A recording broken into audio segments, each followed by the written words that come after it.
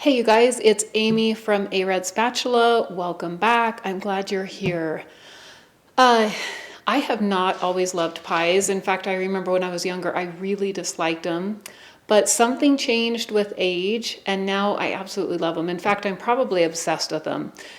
And as I'm teaching people how to make pies on my website and in person, one of the questions that I get asked probably more often than anything else is how do you roll out your pie dough, homemade pie dough, to fit your pie pans? So I'm going to show you how to take a recipe of pie dough, this is a single recipe here, and how to roll it and fit your pan. So check it out. Okay, so what you do is you lightly flour your surface and place your chilled pie dough on there. And I start with a round disc, and then what you do is I roll it a couple times each direction, and then I twist it just a little bit. This will help to maintain that round shape.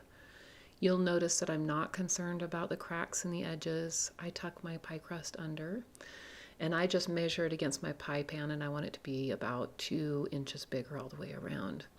Now, I love my pie dough so much that I do not cut it off. A lot of people cut it off, but it's a buttery crust. It's perfect, so I just tuck it under. You can see that I do this as I rotate the pie all the way around.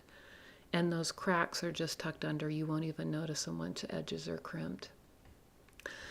If you prefer to cut it off, you can always do that. Just make sure you leave about an inch overhang because you do want to tuck it under regardless.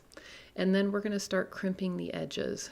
Now I just use my pointer finger and then 2 fingers on the other side. There's a lot of different methods for crimping the crusts, and it kind of is a pie maker's signature. This is the way that I have always done it and probably will always do it. And then your pie dough is ready to go. Now, if you're blind baking the crust, what you're going to do at this point now is you add a small piece of parchment right in the middle of your pie crust. Be careful not to damage it.